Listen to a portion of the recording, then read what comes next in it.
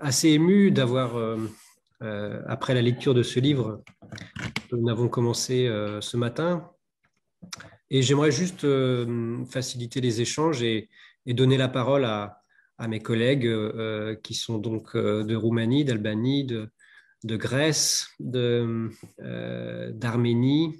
de Moldavie. J'espère n'avoir oublié personne. Donc, écoutez, je donne la parole aux chers professeurs, chers collègues, si vous souhaitez poser des questions ou adresser vous adresser la parole à Beata. Si soit vous levez la main virtuellement, soit vous allumez votre micro. Qui veut bien commencer? Alina, je vois que tu... Merci Emmanuel. J'ai ouvert le micro parce que juste à la fin de la lecture du micro, je voulais dire qu'à la fin de la lecture du roman, quand tu as posé la question, enfin si quelqu'un veut prendre un peu la parole, je voulais demander est-ce qu'on peut applaudir en silence, les micros fermés, est-ce qu'on peut applaudir cette journée ensemble et cette beauté du roman que nous venons de lire. Parce que avant tout, je voudrais dire que le mot qui me semble le plus... le mot qui me vient à l'esprit après la lecture de ce livre, c'est la beauté. Donc, tout d'abord, une beauté qui l'emporte par-dessus tout. Un petit aveu, au mois de janvier, j'ai commandé, je me suis fait cadeau une liste de livres, dont le vôtre.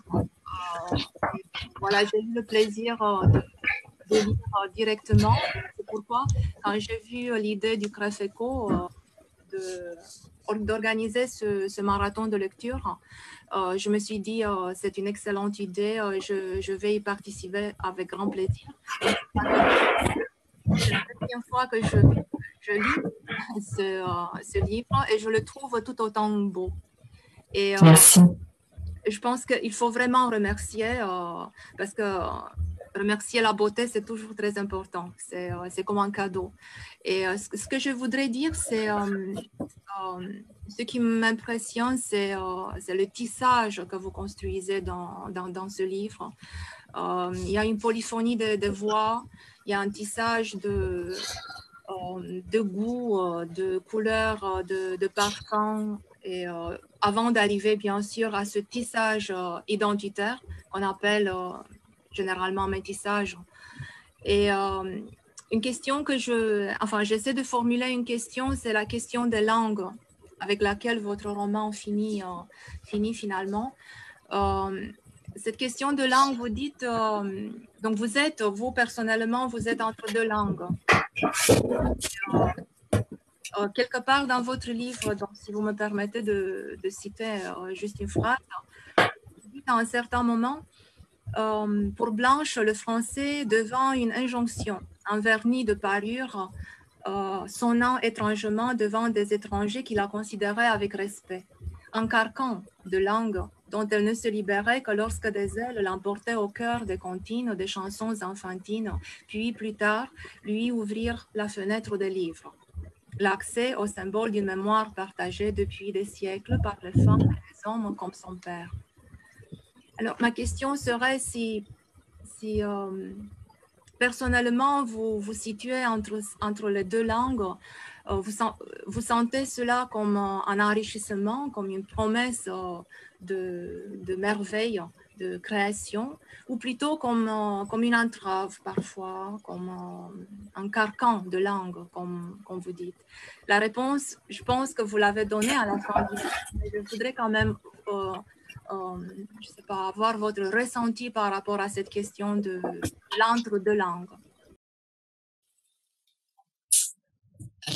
Merci. Je peux vous appeler par vos prénoms, vous pouvez m'appeler par mon prénom aussi.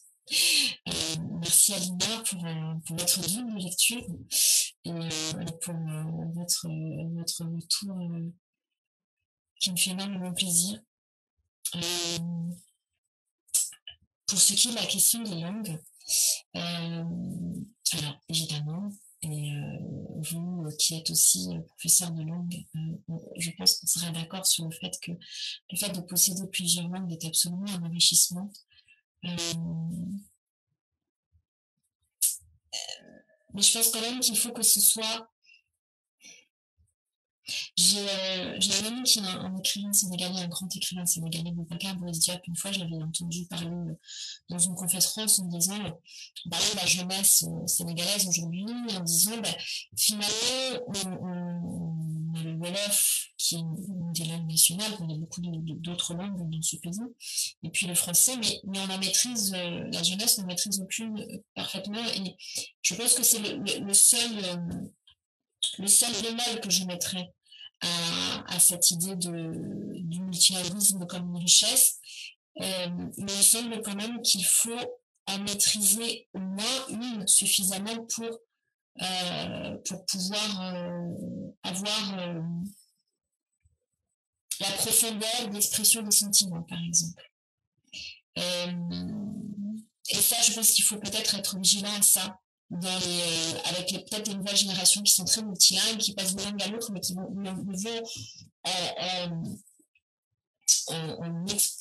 explorer, exploiter suffisamment aucune. Pour ce qui est de cette histoire de Carcan dans l'extrait que vous avez lu, alors c'est vraiment le personnage de Blanche là que j'ai imaginé, et pas forcément moi mon ressenti. Je vais vous expliquer pourquoi.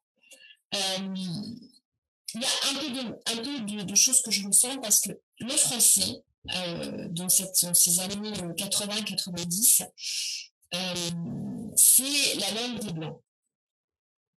Le Rwanda a été colonisé par la Belgique, non par la France. Et c'est par la Belgique que le français est arrivé, puisque c'est devenu une des langues nationales, une langue qui était enseignée à l'école secondaire. Et d'ailleurs, on voit bien les scènes où je décris l'apprentissage du français pour l'Immaculata dans les années 60.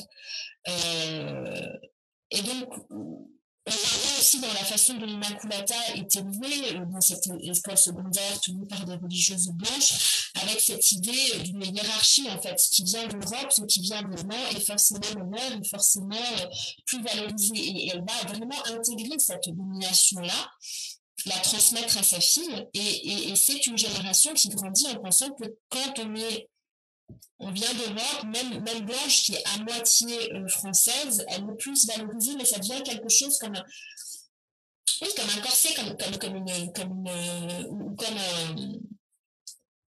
un costume très dur, en fait. Et à travers le fait de parler français, c'est une représentation de l'Occident. Elle se retrouve quelque part à le prolongement de cette domination-là, malgré elle. Et c'est d'autant plus problématique pour elle que son père est français, donc c'est la langue de son père, c'est cette partie-là qui fait que dans la rue, les gens la considèrent comme une blanche, donc différente, mais donc un peu supérieure, alors qu'elle sait en réalité que son père n'est pas là et qu'elle est élevée au quotidien. Donc elle se retrouve porte-parole d'une chose dont elle ne bénéficie pas concrètement, si ce n'est dans le regard de ses semblables, finalement. Et c'est ça qui est très compliqué pour elle. Moi, j'étais dans une école internationale belge, donc je me suis quand même, je dirais, inspirée de cette expérience-là, de connaître le Kinyarwanda et le français depuis l'enfance. Mais mon père n'était pas français, donc j'avais pas forcément ce truc de la France, quoi. Et je n'ai jamais appris que quelques mots de la langue de mon père que je n'ai jamais maîtrisé. Donc, moi personnellement, j'ai pas eu cette expérience, mais je voyais bien cette société, comme beaucoup de sociétés africaines à l'époque, qui avait cette considération de la France, de l'occidental, assez inégale, quoi. Et qui du coup dévalorisait leur propre langue, leur propre culture. Mais c'est une chose qu'on retrouve beaucoup dans la littérature, même chez les Noirs américains, par exemple. Je ne sais pas si vous avez lu le premier roman de Toni Morrison qui s'appelle The Bluest Island, le plus bleu. on voit bien ces petites filles qui considèrent que elle voit des poupées blanches avec des yeux bleus. Enfin, l'idéal de beauté, c'est d'être comme ces petites filles aux cheveux bleus et aux yeux bleus. Et du coup, elles ne peuvent que rejeter ce qu'elles sont elles, au lieu d'y voir de la beauté. Et c'est vraiment cette sorte de culture de la domination qui a été intégrée par le dominé et qui peut passer aussi par la même. Je vais essayer de faire des réponses moi-même pour les prochaines questions, mais ça permet aussi de poser le cadre. Merci. Est-ce qu'il y a d'autres questions? Oui, moi. Svetlana. Oh, oui. Premièrement, je veux souligner le fait que c'est un roman d'une grande émotion, qui souligne avec une grande finesse les voix de 3 générations dans la mémoire de ce drame rwandais. Voilà ma question. J'ai vu que tout le roman est parsemé avec des phrases et des mots de la langue Kinyarwanda. J'ai cherché sur le Google comment, avant de lire les fragments, j'ai cherché sur le Google comment puis-je lire correctement donc dans cette langue. Et ce que je vais poser la question. On sait que l'anglais est une langue assez synthétique et le français est une langue analytique. Que peut-on dire de la langue Kinyarwanda?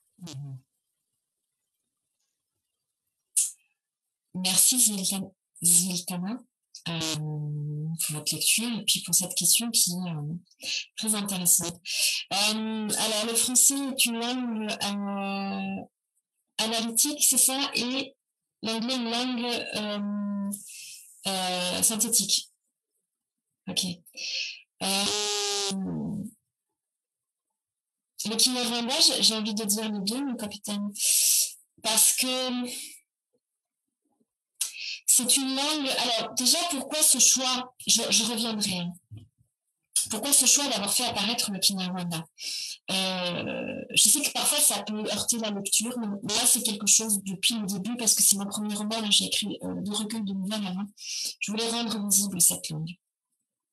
Et c'est vrai que les anciens, les générations précédentes d'écrivains africaines n'ont pas fait ça, pas beaucoup, très peu. Et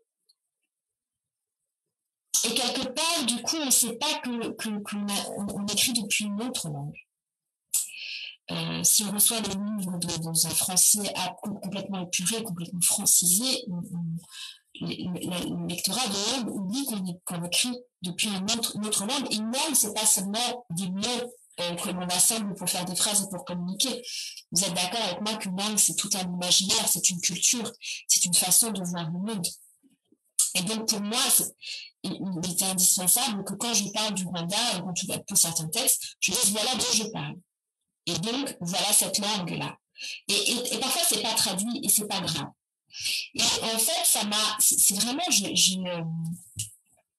c'est quand j'ai lu un roman d'une écrivaine nigériane américaine, c'est une grande star aux États-Unis qui s'appelle Chimamanda Ngozi Adichie, qui a écrit, alors son grand roman qui est connu, c'est Americana. Je pense qu'il a été traduit dans toutes les langues du monde, mais c'est quand j'ai lu son 2e roman qui s'appelait L'autre moitié du soleil, qui parle d'ailleurs du Biafra. Et là, j'ai vu qu'elle mettait plein de mots de sa langue ou mots.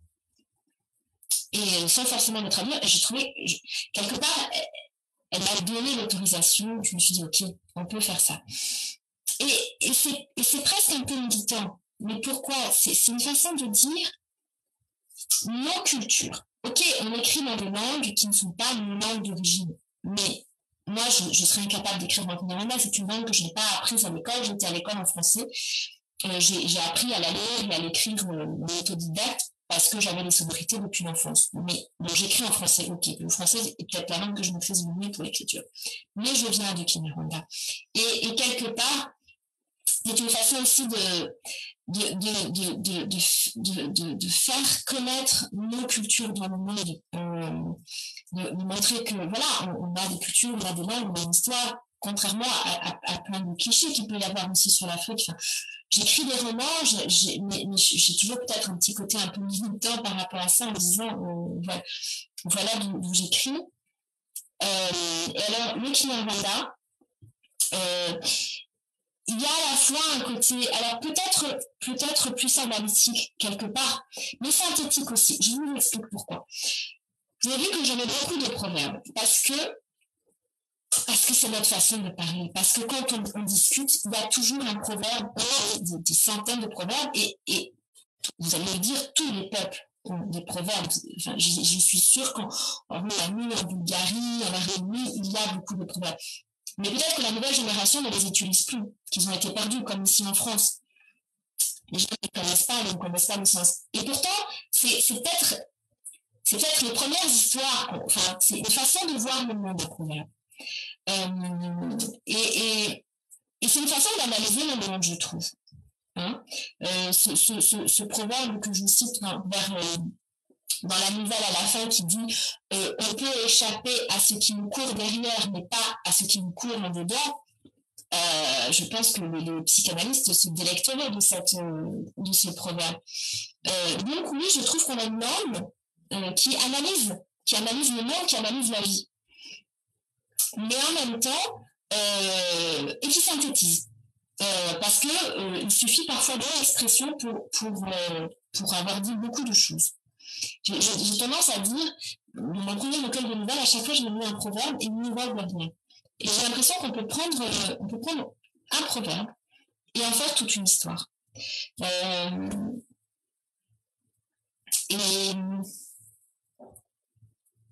on a une poésie ancestrale très très très très belle. J'ai comme projet avec un ami de pouvoir à un moment donné éditer une anthologie de la poésie rwandaise traduite pour la faire connaître justement.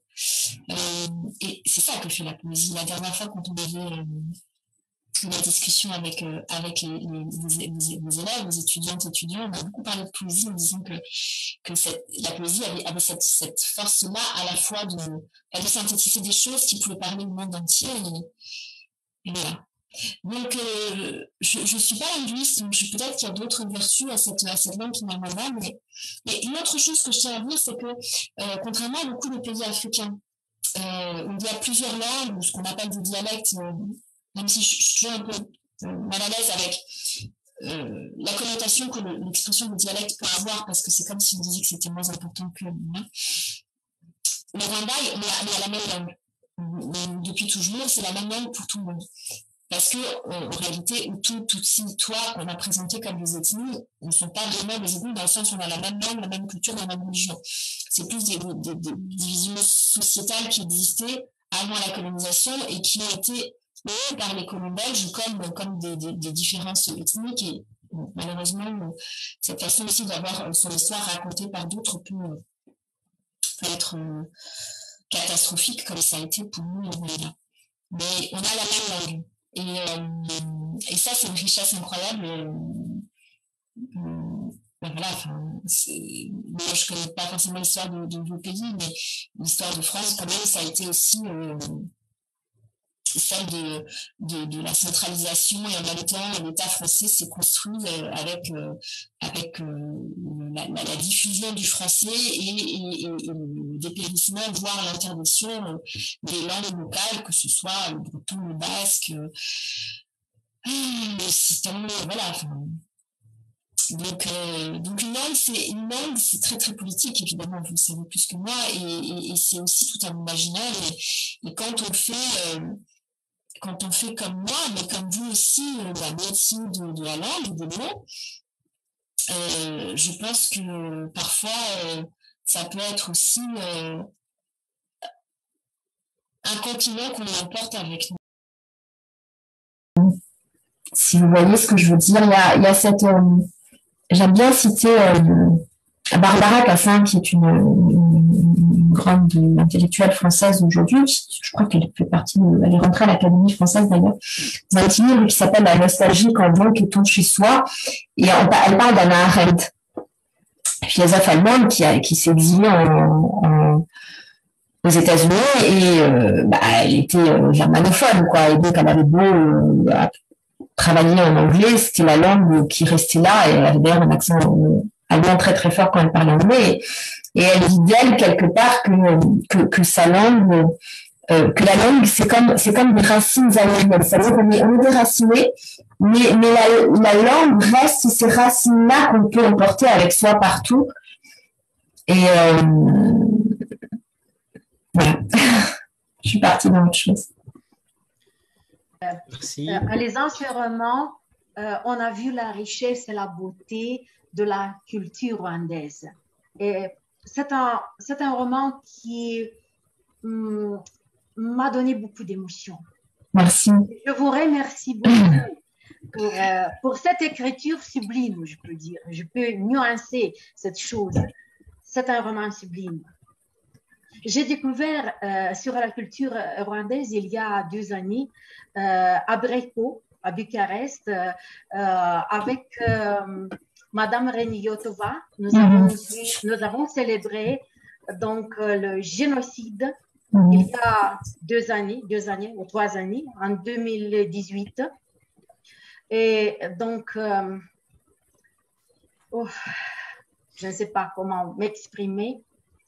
Ce qu'a souffert le peuple rwandais. Je vous remercie pour ce roman. Merci beaucoup. Mais je vais juste réagir à ce que vous dites parce que, en fait, jusqu'en 94, le monde entier, la très grande majorité des gens ne savaient pas ce que c'était le Rwanda, où était le Rwanda, que le Rwanda existait, un tout petit pays comme ça, perdu au centre de l'Afrique. Et quelque part, c'est comme si on était rentré dans le regard du monde par un génocide, par une partie de la population qui extermine une autre partie de la population, avec aussi beaucoup de choses qui ont été racontées à ce moment-là qui étaient très, très des clichés. Et donc, on a aussi cette image, quelque part, dans le monde d'un peuple violent, sauvage.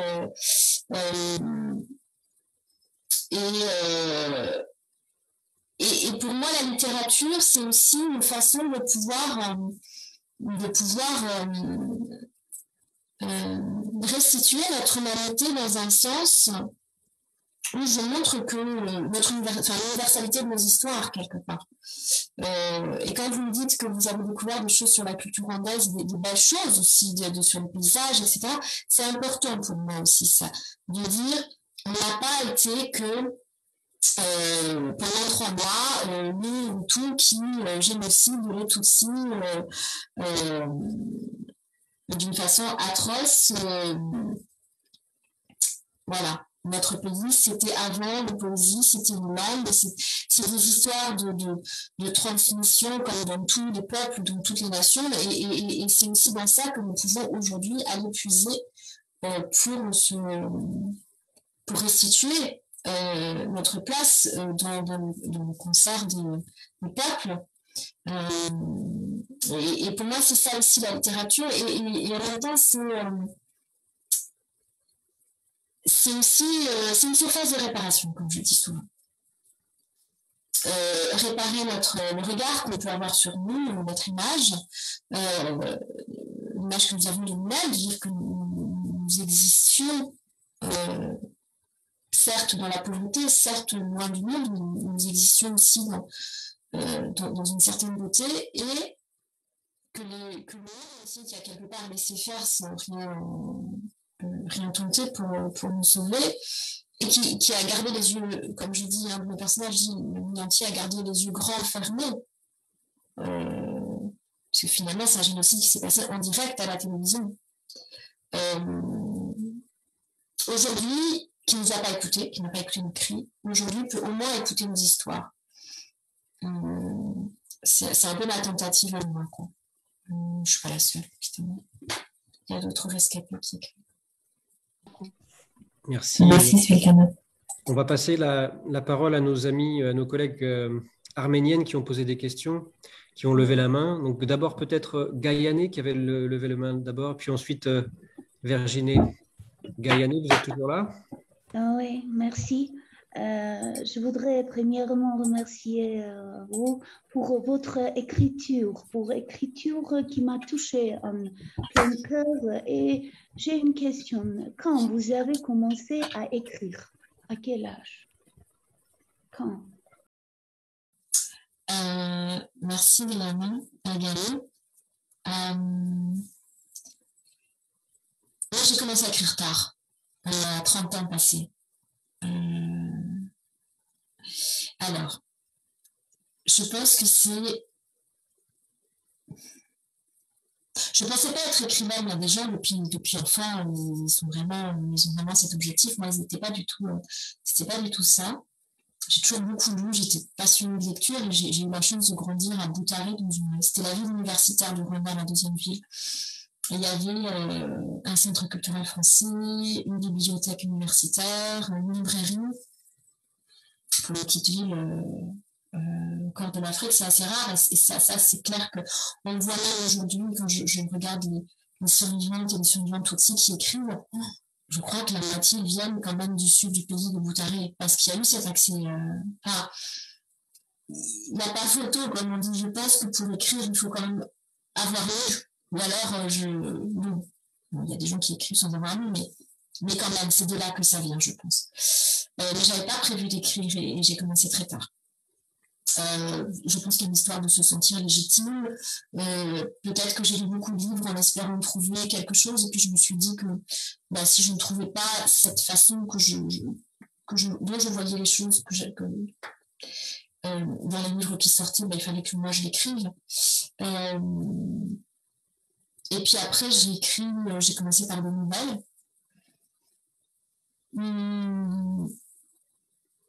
Mais vous savez, quand on regarde quand même, moi je suis féministe, je ne m'en cache pas du tout.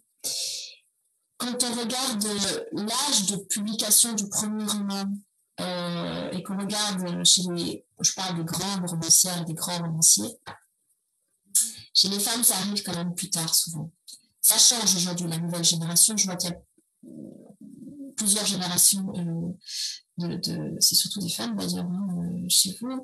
Je suis contente de voir qu'il y a des plus jeunes qui commencent à écrire à 17 ans, 18 ans, et qui publient leur premier roman à 20 ans, et c'est un grand succès, c'est super. Je vous parlais tout à l'heure de Toni Morrison, son premier roman a été publié, je pense, à 36 ans.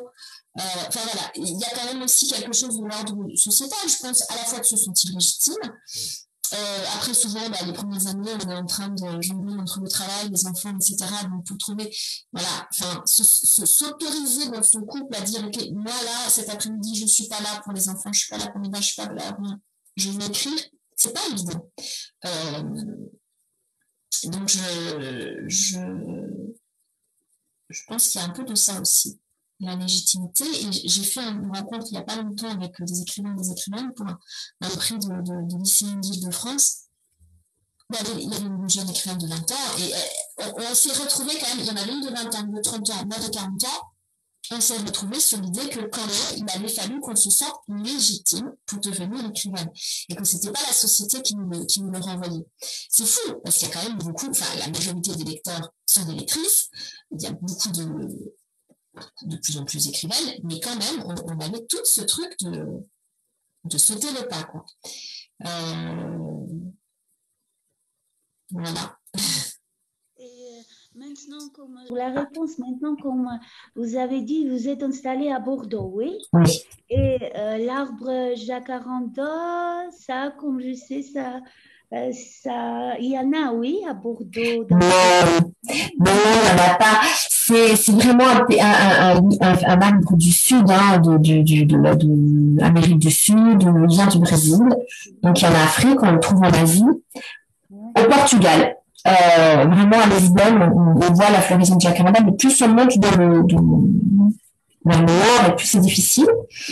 Après, l'année dernière, alors il y a eu le Covid, ça ne s'est pas fait, mais il y a une bibliothèque près de Bordeaux. Ils avaient beaucoup aimé mon livre, et donc ils avaient décidé dans la cour de la bibliothèque de planter un jacaranda.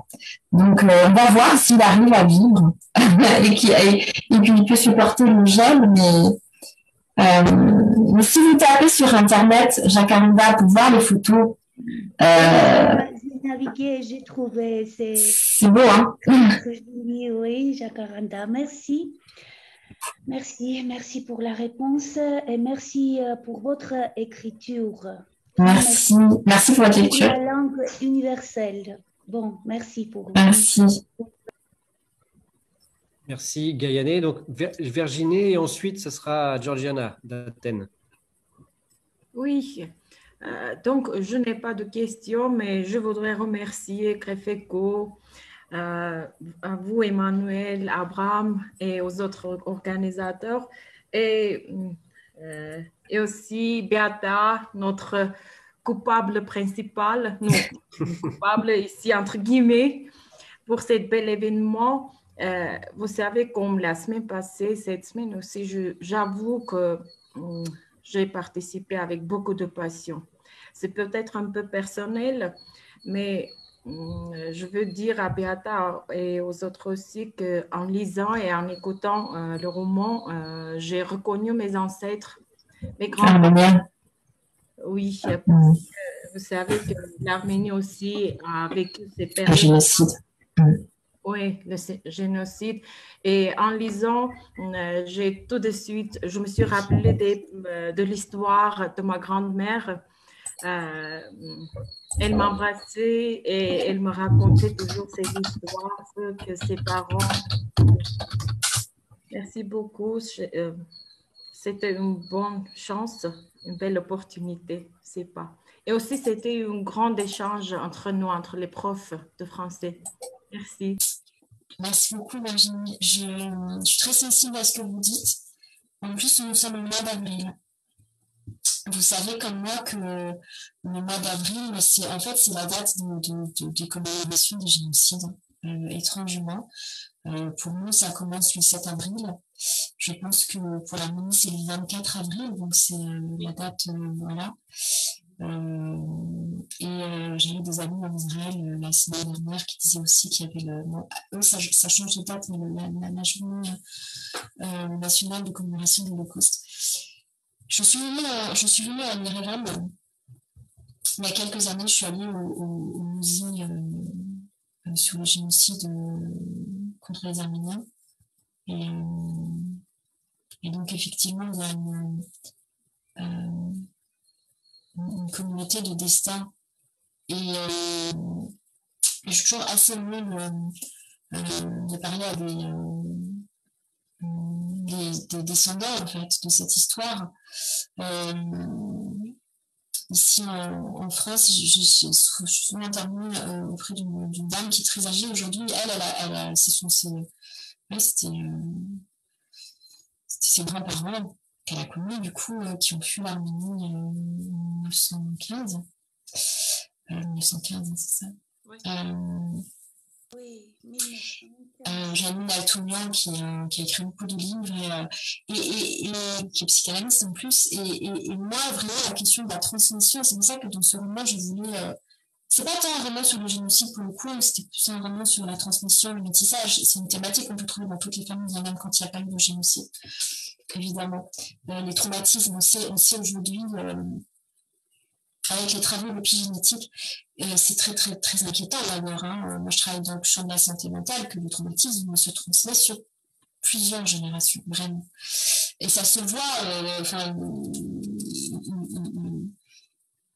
ça se voit physiquement sur le cerveau, quoi, les zones qui ont été endommagées. Donc, ce que je sais, moi, c'est que c'est effectivement la parole qui est importante. Quelque part, et le silence ne l'aide en rien. Alors, c'est vrai que l'Arménie a fait depuis de nombreuses années un travail important de cette histoire. Évidemment, il y a encore un tel déni de ce génocide aujourd'hui, enfin étatique, quoi. On le sait, que voilà. Évidemment, écrire des livres, ça participe quelque part de faire en sorte que les gens entendent parler de cette histoire. Il y a ça, et puis finalement, les livres nous amènent aussi à aller dans les écoles.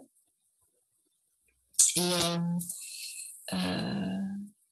Et c'est très, très effrayant à chaque fois de se rendre compte que les jeunes n'ont jamais entendu parler du génocide arménien. Il y en a qui n'ont pas entendu parler de la Shoah, même de la Shoah, et du génocide contre les Tutsis. Donc, moi, c'est pendant plusieurs années, je suis intervenue dans un lycée à Nice, avec des profs fantastiques qui avaient mis en place un projet, et tous les ans, ils faisaient venir des gens auprès des lycéens, et vous qui avez aussi des lycéens, des lycéennes comme élèves, pour leur parler du génocide des Juifs, du génocide des Arméniens, du génocide des Tutsis.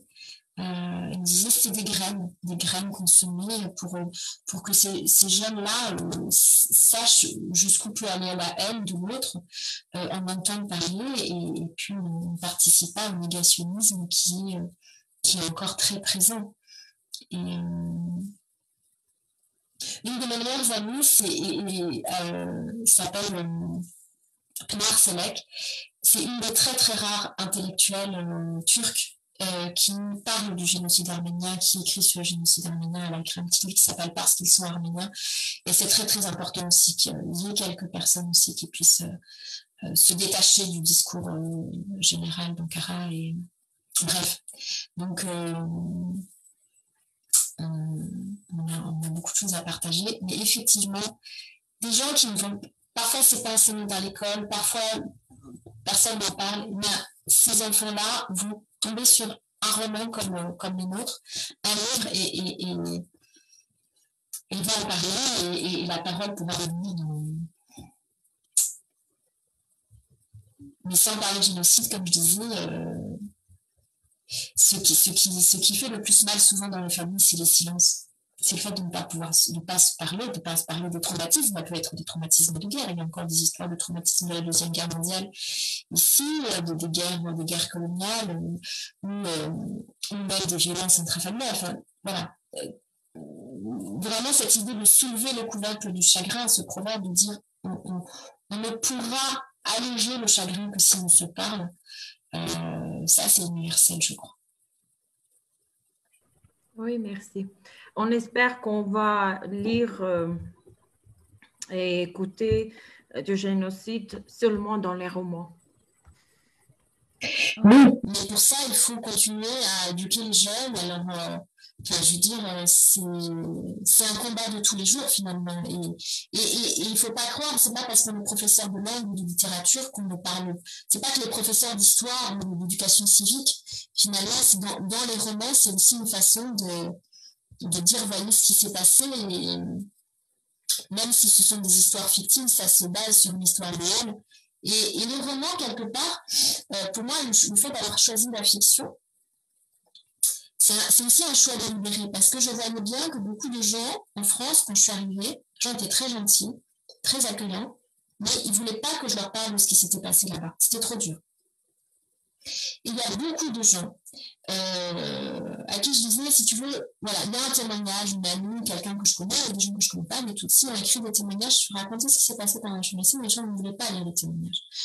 Et même quand on lit les témoignages, c'est une histoire qui s'est passée il y a longtemps là-bas, les gens ne s'identifient pas quand ils lisent des témoignages. Quand vous lisez un roman, vous rentrez dans l'histoire, vous vous identifiez au personnage, et quelque part, vous vous rapprochez de l'expérience des gens. Et pour moi, c'est là que ça se joue finalement. Cette humanité commune, elle peut se ressentir comme dans un film.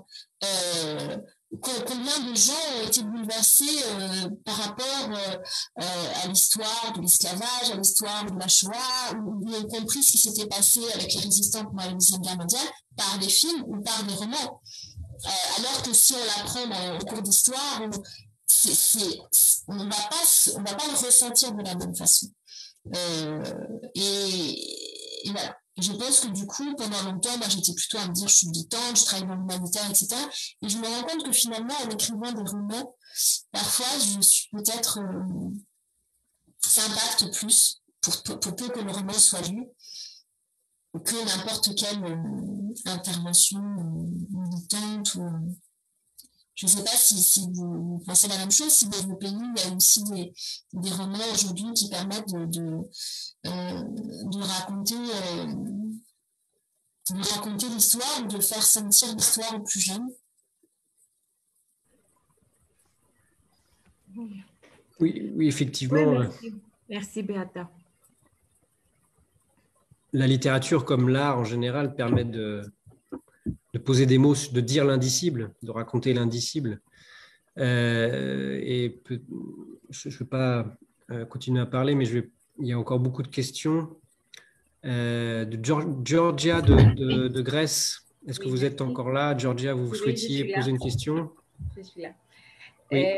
Merci beaucoup. Donc, je suis là depuis Athènes. On était 2 personnes aujourd'hui à participer à cette lecture, à ce super marathon de lecture. Et donc, vous avez aussi le bonjour de l'Association des professeurs de français des formations universitaires en Grèce, à qui on a aussi transmis l'événement. Et nous sommes tous et toutes ravis de découvrir votre roman, vraiment, pour plusieurs raisons. Exactement au moment où les événements au Rwanda s'est passé, moi j'étais à Paris, donc on avait suivi tout cela, c'était vraiment très médiatisé. Et donc aujourd'hui, par votre roman, on découvre de l'intérieur ce qui s'est passé, on découvre ce que ces personnes ont ressenti, ce qu'ils ont vécu et ce que les personnes aient pu devenir. Et vous avez évoqué tout à l'heure la question des proverbes en disant que de nos jours, les proverbes ne sont pas utilisés. Bien évidemment, oui, tous les peuples, surtout les peuples dans la péninsule balkanique, ont beaucoup de proverbes et partout ailleurs. Mais justement, je pense que c'est lié à l'oralité, à la discussion, à l'écriture. Et vous faites parler vos héros et héroïnes, vous les faites réfléchir, vous les faites dire des proverbes et vous les faites aussi écrire, écrire des lettres. Et c'est justement, on dirait que votre roman est comme un pont. Comme ça traite aussi de la transmission, c'est un pont entre une époque qu'on a très vite dépassée, parce que entre la fin du XXe siècle et le début du XXIe, il y a eu beaucoup de changements. Absolument. Beaucoup trop rapide. Alors justement, vous nous permettez de faire les liens et c'est très... Et tout ce que vous racontez est aussi très universel et ça peut nous toucher à plusieurs raisons, à raison personnelle de notre peuple, comme tout à l'heure les collègues d'Arménie, et aussi même c'est le récit de la diversité. On peut se sentir différent aussi, même si on n'est pas métis ou grec dans un pays d'Afrique ou n'importe quoi. Donc c'est la différence et la diversité de chacun, et c'est que nous sommes très semblables parce que nous sommes des êtres humains. Et vous arrivez à raconter ça vraiment très bien. Et donc, nous vous remercions beaucoup de tout ça. Je ne sais pas si on peut savoir, juste pour vous poser une question, quelle est la part des... Est-ce que vous vous êtes inspiré de plusieurs épisodes des personnes que vous avez rencontrées? Est-ce qu'il y a, évidemment, j'imagine qu'il y a aussi une partie de votre vécu. Voilà, si vous voulez nous parler de ça. Nous vous remercions beaucoup. Merci beaucoup, Georgia. Je suis assez émue de vous parler, en fait. Alors, c'est fou parce qu'avec chaque personne, il y a des choses qui se jouent. En fait, je suis en train de travailler sur mon prochain roman. Je reviendrai à votre question avant. Et en fait, il y a aussi une partie de l'histoire grecque en Afrique que je vais aborder dans mon prochain roman. Donc, je suis en train de lire beaucoup de choses sur les Grecs qui sont partis en Afrique dans les années 40, 50. J'ai interviewé aussi une ancienne collègue parce qu'il y a aussi une migration grecque ici dans le sud-ouest de la France et je suis beaucoup connectée à votre pays en ce moment pour la recherche du prochain roman. C'est très intéressant parce qu'il y a aussi une partie des Grecs qui, aux années 20, a fui en France, et à Paris ou dans le sud de la France. Et aussi des Grecs qui se sont installés en Afrique, une forte communauté. Absolument. D'après ce que je sais, ça se passe très bien et ils ont des liens avec les sociétés africaines, des liens très... Non, mais on dit beaucoup que finalement les peuples voyagent depuis très longtemps et que diaspora-là, comme les diasporas libanaises, c'est très très importante dans le monde depuis très longtemps. Et parfois, il y a eu des enfants aussi de ces rencontres. Donc, c'est une histoire comme ça que je vais raconter avec... j'espère que il faut que je l'écrive, mais je suis en train de faire des recherches, mais j'espère que je peux vous le présenter d'ici peut-être un an, avec ces personnages entre la Grèce, le Rwanda, le Cameroun et le sud-ouest de la France. Bon. Nous vous souhaitons plein de succès aussi. Merci. Mais vraiment, la question du métissage, moi, m'intéresse beaucoup, des peuples qui se rencontrent et de qu'est-ce que ça donne, en fait, sur des générations. Sinon, pour revenir à votre question, il faut que je me rappelle du coup, parce que vous savez, quand on est en fait, je suis vraiment tellement plongée dans mon nouveau roman que parfois je fais comme ça, je suis perdue, je ne sais plus de quoi je parle. Mais vous me demandiez qu'est-ce qui était autobiographique. Je vais vous dire, il y a de moi dans chacun des personnages de tous les enfants dispersés. Aussi bien dans le personnage du petit-fils Tokli, de la grand-mère Immaculata. Néanmoins, je me suis pas mal inspirée. Alors, c'est pas mon histoire, vraiment, mais il y a des éléments de mon histoire, évidemment. Blanche et métisse, comme moi. Blanche arrive en France. Alors moi, je l'ai fait arriver directement dans le sud-ouest. Moi, je suis arrivée dans le nord de la France. À Bordeaux, j'y suis arrivée que depuis quelques années. Donc, toutes les questions sur le métissage, ce sont des questions que je me suis posées, vraiment. J'ai aussi des enfants. Mais par exemple, voilà, mon mari n'est pas un métis antillais, donc là, je me suis vraiment inspirée d'amis antillais que je connaissais. Et je me suis beaucoup inspirée aussi d'histoires d'autres métis de Boutaré, en fait.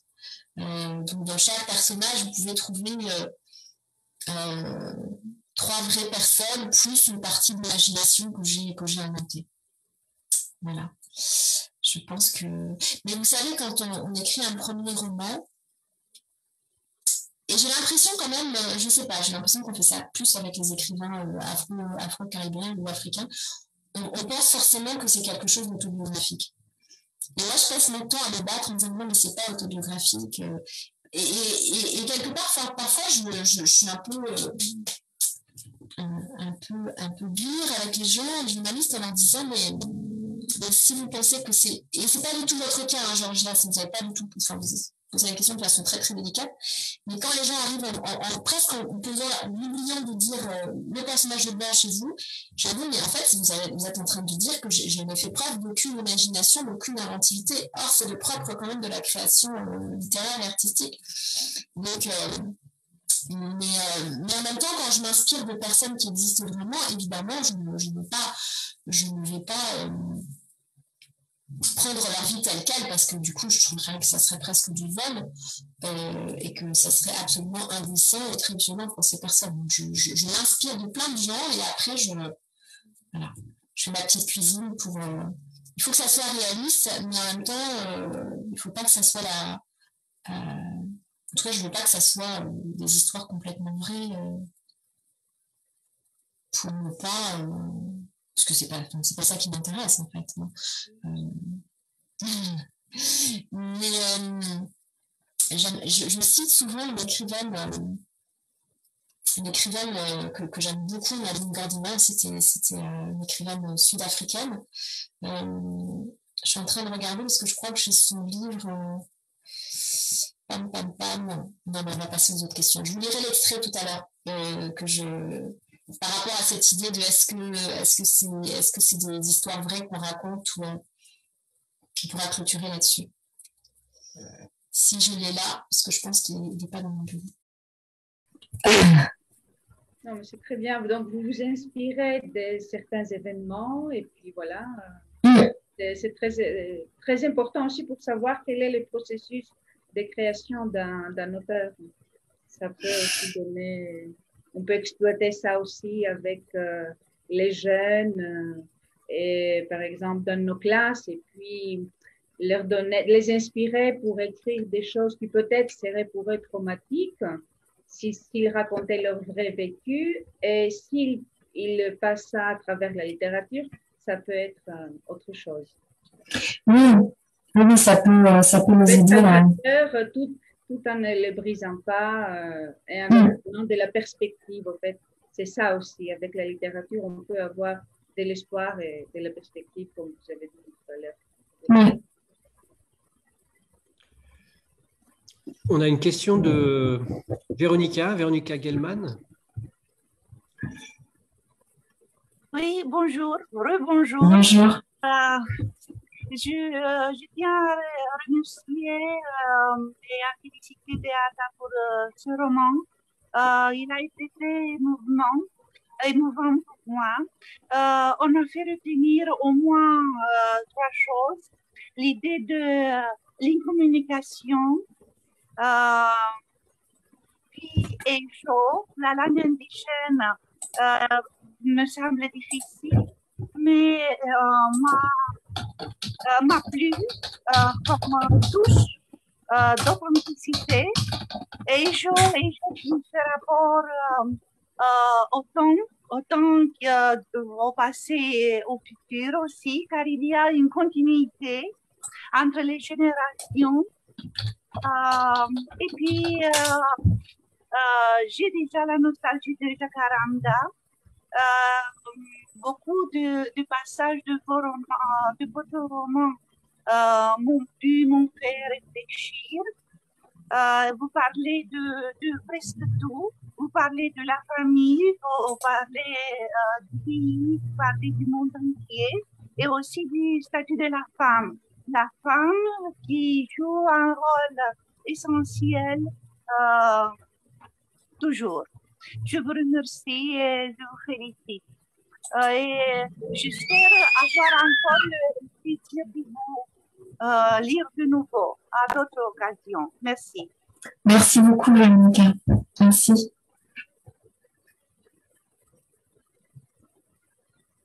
Est-ce qu'on peut prendre encore une question? Est-ce que quelqu'un souhaiterait dire quelque chose? Vous êtes peut-être un peu fatigué de... Ça fait combien d'heures que vous lisez? Bon, c'est moi qui, peut-être, je vous poserai une question. Je suis de Roumanie, professeur de Roumanie. À mon avis, votre roman, je peux aussi lui donner un sous-titre, Les enfants du crépuscule de Darren. Il m'a inspiré beaucoup de choses. C'est un roman par lequel je crois que vous avez réussi à apaiser un peu la souffrance de ceux qui ont vécu votre expérience, de ceux qui ont de l'empathie pour votre expérience, même si les traces, les blessures ne disparaîtront jamais. Pour moi, c'est un livre de sagesse aussi. Il y a beaucoup de belles situations dans votre roman, par exemple le silence tue le souvenir. C'est une belle histoire d'histoire où le racisme entre Tutsi et Hutu est suggestif pour la vraie signification de ce mot. Il s'agit de l'intolérance de l'un envers l'autre et, chose importante, cela ne dépend pas de la nationalité de quelqu'un. Le racisme est un mal qui peut ou non se manifester dans nos cœurs. Je crois donc que c'est par le pouvoir de la parole que cette lutte peut avoir une fin heureuse finalement, ou en tout cas une fin pleine de sagesse. J'ai aussi admiré le style dans lequel vous avez écrit votre roman, un style plein de métaphores. Les jacarandas disparus, plein de l'exil, plein qui est en exil aussi, apporté par les colonisateurs sud-américains, qui devient bien sûr le symbole de l'exil, car les valeurs sont en général dans un exil continu. Donc la poésie du récit est évidente, l'image du combattant en dehors, le chant des grenouilles, le paysage exotique forment un tissu d'un monde sublime, malheureusement trapé dans le sang à cause des gens qui n'ont pas bien compris. pour obtenir donc la victoire, je répète, pour remporter une victoire contre ce démon qui est le racisme, mais le racisme, ce type de racisme, on peut agir par le pouvoir des mots. Et c'est la chose que vous avez fait qui vous a bien réussi. Pour moi, c'est une belle leçon et je vous remercie. Et donc, le livre est écrit. Est-ce que vous continuerez à écrire, à approfondir votre vécu? Avez-vous d'autres... Merci beaucoup pour cette critique très très positive du roman. Effectivement, la question du racisme, je ne me suis pas levée un matin en disant je vais écrire un roman sur le racisme, mais évidemment c'est une expérience que j'ai vécue personnellement et donc c'est une préoccupation que j'ai. Je suis très très humble et réaliste sur le fait que la littérature ne change pas le monde. Par contre, et vous qui êtes des professeurs, vous savez à quel point les mots, on commence à tuer les gens par des mots. On commence à tuer les gens par des mots. Donc la langue, que ce soit la langue des politiques, la langue des sociétés, la façon dont on désigne l'autre est très importante. Et l'éducation que vous faites dans ces mots du français, c'est aussi cette vigilance-là du fait que les mots sont importants et que la façon dont on désigne les choses, les gens, dont on appelle des événements, peut avoir à long terme un impact monstrueux, puisque c'est tout le système de la propagande. Et moi, j'ai vécu ça. J'avais 12, 13, 14, 15 ans quand je voyais la propagande dans les journaux, à la radio dans les pays, qui nous désignaient comme des cafards, des gens qui n'étaient pas des vrais Rwandais à exterminer. Donc les mots sont importants. Même si la littérature permet d'apaiser, comme vous disiez très bien, la souffrance. Permet de connaître, de comprendre. Mais il faut être très très attentif à la façon dont nous parlons. Nous désignons les autres, et ça commence dès l'enfance finalement.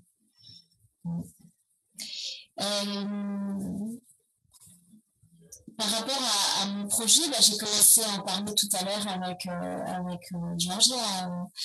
Je suis en train de travailler à mon deuxième roman. Moi, je suis plutôt novelliste au départ. Donc c'est vraiment ma première passion, c'est les textes courts. Je ne sais pas si avec vos élèves, vos étudiantes, vos étudiants, vous travaillez sur des textes courts de nouvelles. Alors, la nouvelle a été reine en France au 19e siècle. Après, c'est devenu très très compliqué aujourd'hui de publier des nouvelles en France, sauf quand ils viennent de pays où les nouvelles sont encore très très valorisées, que ce soit en Amérique du Nord, un peu l'Amérique du Sud, l'Europe de l'Est. Mais bon, je suis quand même repartie pour l'écriture d'un roman où il ne va pas s'agir, peut-être que c'est mon premier texte où je ne vais pas parler du génocide contre les Tutsis. Mais là, je vais explorer la question du métissage, la question de... Alors, je vais vous donner un petit... C'est vraiment, je pense que c'est que à vous que j'en parle aujourd'hui. Je m'intéresse beaucoup à la question des langues, en fait. Des langues apprises, la langue maternelle et les langues apprises. Et je suis en train de travailler sur un thème qui est très très important pour moi, que j'ai découvert il n'y a pas longtemps, sur le fait que quand les personnes qui vieillissent, des gens de plus en plus longtemps et qui peuvent souffrir de maladies dégénératives, notamment les exilés, en France, oublient le français, oublient la langue qu'ils ont apprise à l'adolescence ou en arrivant en France. Ils ne parlent plus que leur langue maternelle. Et donc aujourd'hui, on a aussi toute une génération de personnes âgées qui ne parlent plus le français. Parce que ça fait partie de la maladie d'Alzheimer aussi. Et vous qui apprenez, vient de langue, dont certaines personnes vont amener le vivre dans les pays francophones, c'est une vraie problématique. Et donc j'écris sur ça, sur l'idée de la langue. Vous enseignez des langues, moi je m'interroge à comment on oublie les langues qu'on a apprises. Et qu'est-ce que ça implique d'habiter dans une société dont on ne parle plus la langue alors qu'on l'a parlé pendant 40, 50, 60 ans. Vous avez la primeur de cette info, j'en ai pas encore parlé les autres, mais comme j'ai en face de moi quand même des professionnels de l'apprentissage de la langue, j'avais envie de partager ça avec vous parce que c'est un vrai souci de notre 21e siècle. Ok, merci. Nous aussi, nous avons des écritures créatives avec nos élèves et ils sont mis à écrire des poèmes, des nouvelles, parfois, pas des romans, mais des poèmes. On écrit dans des ateliers d'écriture créative. C'est génial. Ils adorent d'habitude d'être créatifs. C'est une dimension qui leur convient beaucoup. Et ils lisent leurs textes devant les autres parce que je me dis souvent que c'est le plus difficile parfois, c'est de partager ce qu'on écrit. C'est vrai, le partage, c'est important de partager tout ce qu'on écrit pour pouvoir nous approfondir les idées les uns les autres. Oui. Merci pour votre réponse. J'attends pourtant une nouvelle de votre part. Oui. En attendant, je vais lire les nouvelles que j'avais publiées avant aussi. Il y en a certaines qui sont sur Internet en accès. Oui. Merci beaucoup. Merci à vous. Et merci pour cette exclusivité alors, Beata. Mais non, mais je pense que c'est quand même un sujet.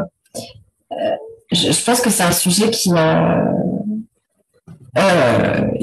important, quoi, finalement. Même si peu de gens en parlent. Emmanuel, puis-je finir avec une phrase qui m'a beaucoup plu. On peut dire que nous tous et toutes, nous sommes le petit vent qui soulève délicatement le couvercle du chagrin. Merci beaucoup. Merci, Svetlana. Je ne sais pas si on a tous des chagrins, on a tous des choses plus ou moins lourdes qu'on porte avec nous. On a eu du chagrin. Et je peux, par exemple, je me souviens très bien la situation qui a eu lieu en Moldavie en 1992, en Transnistrie, parce que j'ai vécu en ce temps-là à Tighina et j'ai vu beaucoup de souffrances, beaucoup de choses horribles sur ma peau personnelle. C'est pourquoi, pour moi, peut-être que c'est un couvercle. Il faut ouvrir ce couvercle et parler et écrire aussi des choses horribles qui se sont passées en Moldavie, surtout en Transylvanie, en 1992. Merci beaucoup. Et effectivement, il faut l'écrire, Svetlana. Oui, peut-être qu'un jour, je vais écrire. Et vous savez, enfin, je pense que votre nom, votre prénom est connu aussi. En fait, moi, j'ai lu les textes. Alors, elle est d'un autre pays. C'est une autre histoire, mais quand on parle de Svetlana ici, on pense évidemment à Svetlana Alexievitch, prix Nobel de littérature, qui a fait connaître aussi. C'est une autre histoire, mais vous avez un prénom prédestiné aussi pour écrire cette histoire-là, parce que moi, je ne la connais pas, je ne sais pas ce qui s'est passé en 92. C'est vous. Merci beaucoup. Merci à vous. Peut-être pour une phrase, peut-être pour conclure, un message qui nous a été transmis dans le fil par Rodika il y a quelques temps. Je ne sais pas si Rodika est encore là. Rodika Kalota, qui dit « Je crois avoir compris le message du livre. celui de réunir les enfants éparpillés de tous les âges, de toutes les couleurs, de toutes les croyances. Je n'arrive pas à lire la fin du message. De toutes les croyances, une sentimenthèque. Voilà le message de Rodica. Alors, la sentimenthèque, vous connaissez la sentimenthèque, vous savez à qui j'ai emprunté cette expression. C'est un écrivain martiniquais qui s'appelle Patrick Chamoiseau. Il a eu le prix Goncourt, qui sont considérés comme le plus grand prix littéraire. Et c'est une littérature qui m'a beaucoup aidée. Et c'est un petit livre qui s'appelle Écrire un pays désigné. Si vous avez l'occasion de le lire, ne fût-ce que cette expression, écrire un pays désigné. Et la sentimenthèque, c'est vraiment cette idée que nous avons tous et toutes dans nos bibliothèques des livres qui sont plus que des livres. C'est des livres qui portent des sentiments et l'échange que nous venons d'avoir le prouve bien.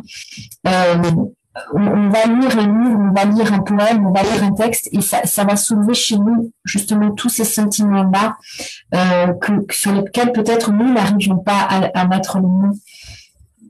C'est cette force-là et la sentimenthèque, c'est toute cette bibliothèque de sentiments, qu'ils soient absolument d'une tristesse absolue ou d'une joie infinie, ou des petits moments très légers comme ça qu'on va emmener avec nous.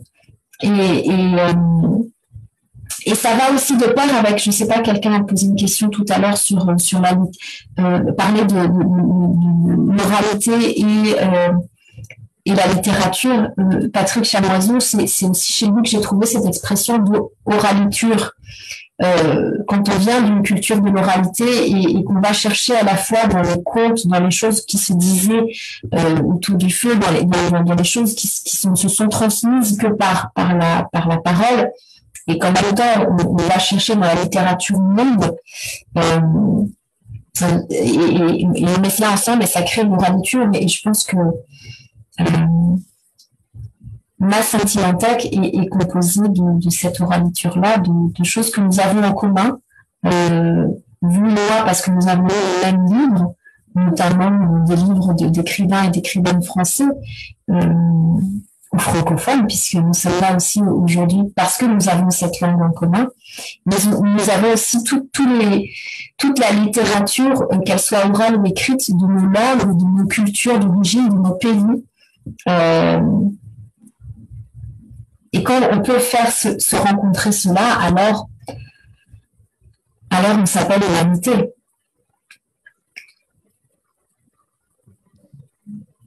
Donc Rodica ne peut pas parler, ne peut pas partager directement son avis, mais elle vous remercie. Merci beaucoup pour ce mot. Je veux dorénavant tout partager. Voilà. Ben écoutez, est-ce que si personne ne souhaite encore intervenir, bon, c'est vrai que c'était un véritable marathon dans le sens où nous n'avons pas marché, mais pratiquement traversé beaucoup d'épreuves pendant cette journée depuis ce matin, 10 heures. Et vous avez droit à un repos bien mérité. C'est ça.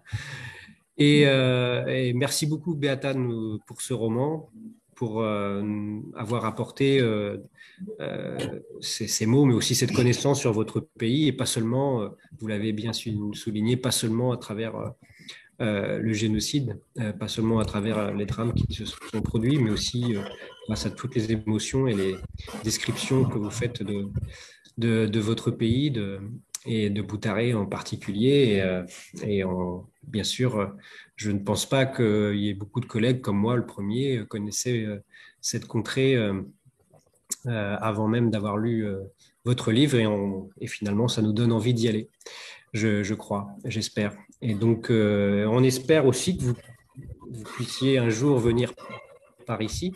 Vous avez déjà voyagé, vous nous l'avez dit, mais théoriquement, ces marathons, ces rencontres autour du 5 continents, du prix du 5 continents de la francophonie, se font en présentiel. C'est pas trop joli comme mot, mais mais généralement, on a l'occasion aussi de se rencontrer et peut-être qu'un jour, on espère en tout cas pouvoir se réunir avec vous, vous inviter à Bucarest, à Sofia ou à...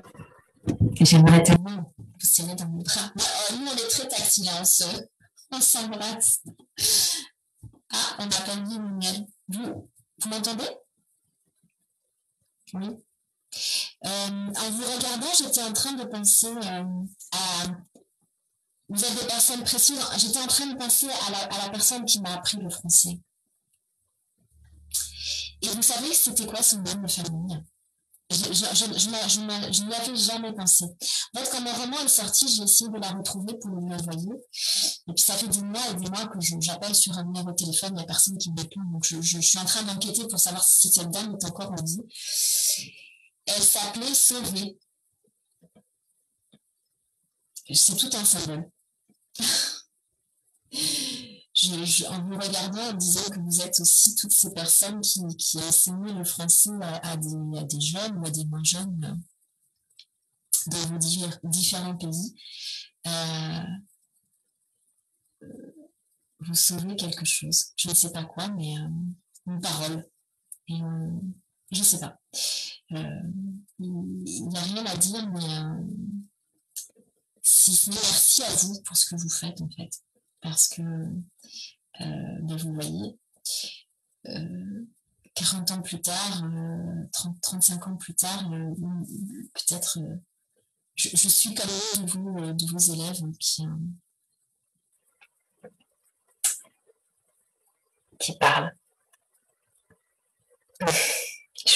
J'entends personne, en fait. On espère vous rencontrer. Oui. Encore une fois, un grand merci. Merci à vous. Merci. Je propose qu'on ouvre nos micros et puis, ou alors que vous fassiez un petit coucou pour se dire au revoir. Un grand merci, Emmanuel. Merci un grand à toi, Svetlana. Merci à tout le monde. Merci beaucoup, Emmanuel, pour l'organisation de tout ça. Vraiment. Pour cette organisation. On espère de se revoir. Avec... il y a un proverbe au Rwanda qui dit si on ne meurt pas, on se reverra, c'est sûr. Alors, restons en vie. Restons en vie. Oui. Merci beaucoup. Et restons en paix. Restons en paix, tellement, oui. Merci. Merci. Au revoir. Au revoir. Au revoir. Bonne soirée. Bonne soirée, oui. Je ne sais pas quelle heure. Oui. Au revoir. Merci, notre soleil de Rwanda. Je salue mes collègues d'Arménie. Merci. Et de Bulgarie, de Moldavie, de Roumanie. Oui, et de la Grèce, bien sûr.